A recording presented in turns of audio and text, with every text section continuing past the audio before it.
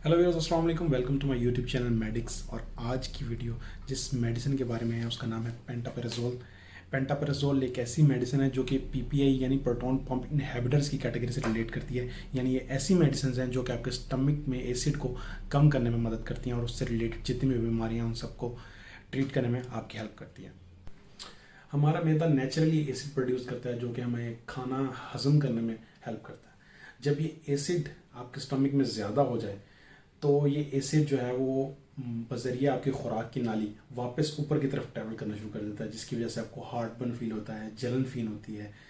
ऐसी बीमारी को हम गर्ड कहते हैं। पेंटापेराजोल एक ऐसी मेडिसिन है जो कि इसी गर्ड को ट्रीट करने के लिए इस्तेमाल होती है। होता क्या है कि जब आपका स्टमक का एसिड ऊपर की तरफ ट्रैवल करता है तो ये आपकी खुराक की नाली, जिसे एसोफेगस भी कहते हैं, इसे डैमेज कर देता है प्रोसेस में। तो उसकी वजह से आपको खाना खाते वक्त भी बहुत ज़्यादा तकलीफ होती है, खाने के बाद बहुत ज़्यादा तकलीफ होती है, आपको एसिडिटी ज़्यादा फील होती है, आपको काफ़ी ज़्यादा हार्ट बर्न फील होता है, यानी आपको जलन बहुत ज़्यादा होती है।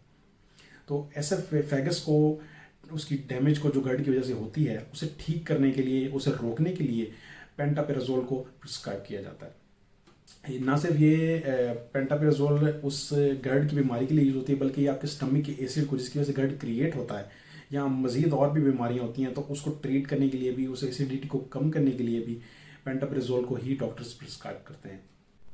पेंटापेराजोल को इसकी अगर डोजेज की बात करें तो पेंटापेराजोल को हमेशा जब भी लेना है अपने खाली पेट लेना है। कोशिश ये करें कि इसको खाने से 30 मिनट पहले लें।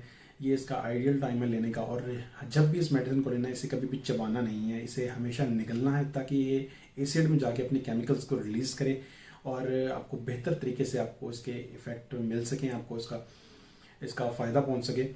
इसके अलावा एक और चीज़ जो इस मेडिसिन को डोजेज को लेकर ज़रूरी है वो ये है कि इसे दिन में 2 बार या 1 बार डॉक्टर्स प्रिस्क्राइब कर सकते हैं।